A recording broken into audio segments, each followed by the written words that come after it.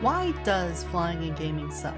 Now, I'm not talking about every single video game, because a lot of them are pretty good at flying. I'm specifically talking about ones in which you get flying as an upgrade, because it feels like every game that gives you flight completely ruins the game by doing so. Flight is an incredible thing. It's something humans wanted a long time before getting a taste of it, but like Icarus, it often is a big letdown. Whether it's a side-scrolling platformer or a survival crafting game, flying can deflate your entire experience instantly. Hi, I'm Eotidiss, and I'm going to talk about flying and how it could be done better. And while this is true for many games, I wanted to use Palworld for this as an example since it's on everybody's mind right now.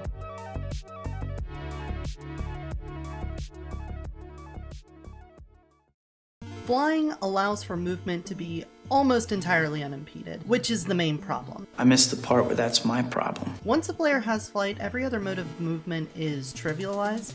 Geometry like mountains, mazes, over it. Traps, rough terrain, quicksand, over it. Unless your game has obstacles specifically built around flying, having this mechanic will make exploration less engaging. And the only way to really improve it is to just have faster, stronger flight. In Palworld, the map is broken up into level regions. The game is very unforgiving if you go into areas above your level, often doing very little damage to enemies while they can splatter you. If you try to venture out into higher level wilds early on, it can be a struggle with you frantically searching for fast travel spots. Taking dives into these regions you shouldn't be in can be resource draining. It could get you killed because you'll usually be overwhelmed with a whole bunch of aggressive enemies all at once. But the reward is that you'll find better pals early on and get like better quality drops and stuff from the enemies that are there. However, all the tension and excitement immediately dissolves the moment you get a saddle on a flying pal. As far as I know, Nightwing is the earliest one. This is going to be a glider. You're a glider. Yeah, Nightwing saddle. Here it is, level 15. Ingot is the most difficult thing there. This is about the time when you should probably have the tutorial telling you to go to the Syndicate Tower. After you get the saddle, all movement is trivial. Vegeta! What? I can fly. You can just flap to the next point of interest. You don't need to route yourself through the landscape or familiarize yourself with the environment. You just make a beeline to it. I think everyone is very familiar with the starting place. Probably this island more than any other, and maybe some of these ones over here, people are going to know like the back of their hand. But why? Why? Because you had to walk through it. You had to venture through these and understand like where these little cliffs are and where all of the little plateaus are, and you get really familiar with the spawns of all the pals and everything. After getting flying, you don't have to be as in the trenches as you were early on. If you see something pop up on your map, like say this Elizabeth when you're here, you don't have to worry about meandering this little trail to go up to it and fighting things along the way. You just get on your flying pal and you go over to it. Flying also gets rid of the need to ever worry about climbing walls again, because you could just jump on your pal and float up there. You also don't have to worry about swimming because you could just go over the water. So once you have flying, traversal is a problem that has been solved, and the only thing you could do from there is just make it faster and more convenient. Terraria is a game I absolutely adore and I love, but I definitely loved the early game more than I like the late game, specifically for exploration and traversal. Getting your dash shoes, a grappling hook, and some ninja tabbies so that you're running around in the caves trying to solve these like abstract platforming challenges. Figure out how you're going to get from one side to another when there's an overhang and a body of water underneath of it, and then throw in enemies on top of that attacking you. And you have a wonderful blend of mechanics going on that are all working together to enhance the experience. But once you go into hard mode, one of the first things that you can get are wings. Red Bull gives you wings. It completely ruins any tension that you have in exploration. You pretty much have infinite movement. The grapple hook gets relegated to just refreshing your flight time, and there's no reason for wall jumping or wall climbing because flying is just so much better. And once you get to that point, you can't realistically not use them because a lot of the boss fights and whatnot are expecting you to have them, and so you pretty much have to invest in them. If you watched any of my streams, you would also know I make this criticism of a lot of Metroidvania style games, specifically when it's a 2D side-scrolling platformer.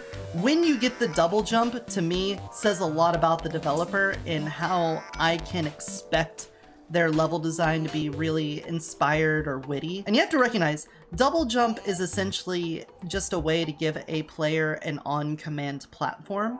So if you don't have double jump, then you need to be clever with how you do platforms in there. You can do some simple stuff like moving platforms or ones that like blink in and out of existence or like slide into a wall. But it really shines when you do things like have push blocks that need to be dropped down from higher up so that you can make a way to traverse a lower area. There's like a whole bunch of things that you can do, and if you just get double jump early on, then that usually means that you're not going to be doing these like clever platforming challenges. Now you could do all of those things with double jump, but then it feeds into the second thing, which is when you get double jump, it should feel like a big step up in your traversal ability. If you only have these obstacles when you have a single jump, then that means coming back through these areas with double jump is a much better experience. It gives you that feeling of escalating power that you wouldn't have if they were built with double jump in mind. Get on with it. Yes, get on with it! So bringing this back to Palworld, how would I fix it, especially in this scenario? The first thing I would say is just not give the player flight this early on. There's a lot of things you could do instead. I don't think you need to make flyers like all super high level. I just think that the saddle that gives you flight should be something much further down the tree. Like if we're looking at things on here, I think having flight around the mid-30s spot would make way more sense, because then you wouldn't be as capable of just skipping over large portions of the harder level area. You would have to be in the nitty-gritty. There are oceans in some spots that you would be required to get those water types for. I feel like the water types get absolutely shit on. Water types are just worse flyers. They are flyers specifically for water. It makes water types feel absolutely redundant. Reserving flight for later on would be much better. Now I already know what you're saying. Well, what do you do with them? You have all of these mounts, you have these saddles. Look at your key items here. I have all of these saddles for various things, and most of them are going to be for flyer. Give them a different ability. It can still be movement based, just don't make it flight. For example, let's say that you have Nightwing early on and you get their PAL ability. Instead of flight, have it so that it puts down a little gust on the ground. Now that acts in a similar way to flight in that it gives you some verticality, but it's not as strong because you're still going to be using up stamina from your glider, and also you're not going to be able to use it on the move as quickly. And this also leads to a nice progression where maybe another flyer later on has like an even higher updraft, or maybe one that while you're standing in it, it can regenerate your stamina.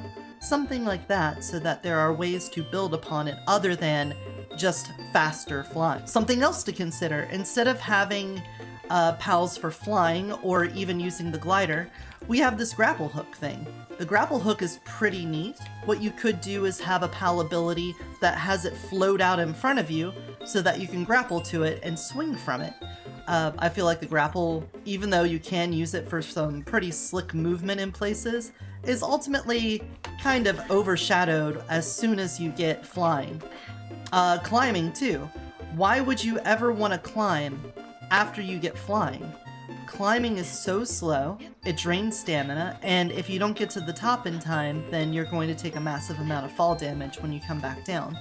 Flying is less risky, it's faster, and honestly, it's just kind of cooler than climbing up.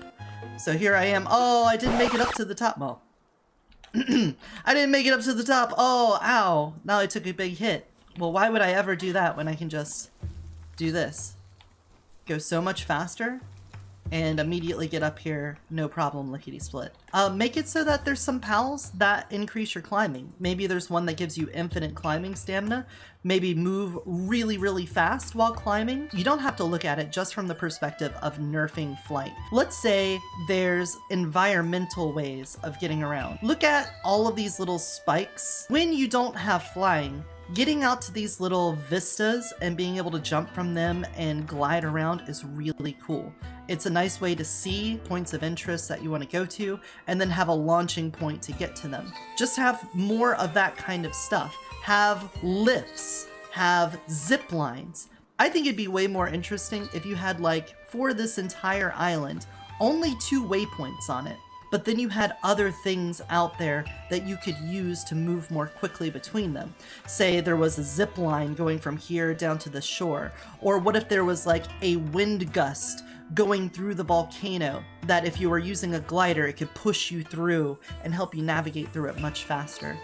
Having a bunch of different environmental things to help move you along gives so much more texture to the world. It gives a reason to have to explain it. Well, why are these zip lines here? Well, you could talk about maybe the Syndicate was using them. Like, maybe they have access to one of these zip lines, but you have to destroy the camp or take it over or something in order to free it up for you to use. That would force you to do more grounded traversal.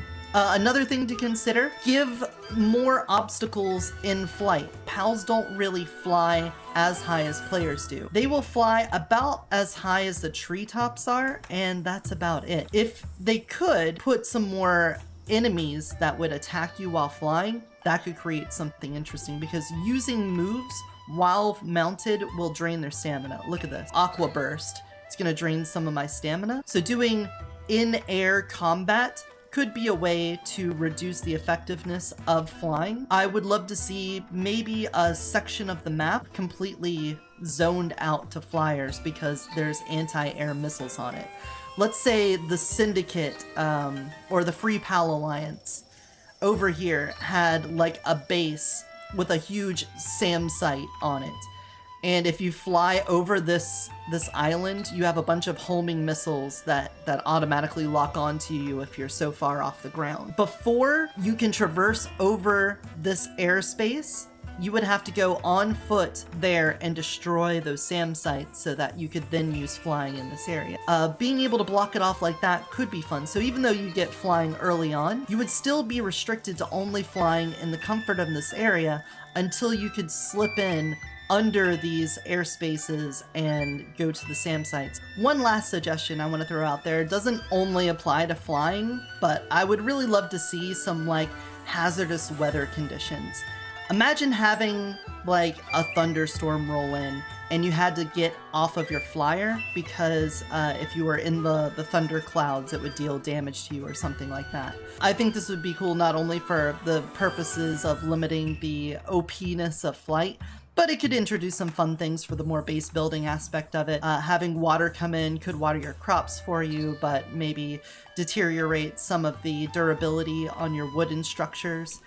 Say there was a thunderstorm, you might be able to harness some of the lightning on your power generator, but if it strikes metal parts, it could damage some of your pals nearby or the buildings themselves.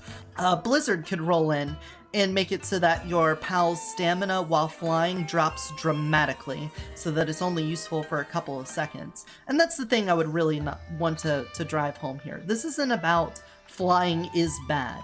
It's just that flying can be bad because it trivializes a lot of other components of the game. So limiting the exposure to flight early on would be great, and in doing so makes things like the jet dragon even better. Because right now, the only reason you would want to get a jet dragon over anything else is that it's just faster, when it should feel like a huge step up in power. And I think that could be improved. Hey, thank you so much for watching. I really appreciate it. If you like this video, make sure to give it a thumbs up. If you want to see more of this in the future, subscribe. I know I talked about in the last video how I wanted to do a video on all the exploits in the game, but they just announced a big patch that's going to be fixing a bunch of them, so I thought I would put that on hold until afterwards so that I could, you know, not release something that's immediately outdated within a day. My last stream of it will be Monday the 5th, because I am very close to the end of the game. So until there's like a big update or maybe some cool mods drop, I think we're gonna shelf Palworld for a bit. But for right now, I really appreciate you guys watching. Please, in the comments, leave your own thoughts on flying in games. If you can think of some games that do it really well, please give some examples of that.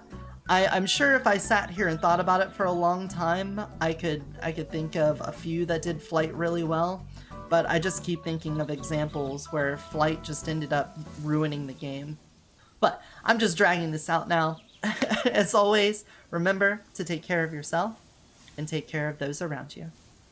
Bye-bye!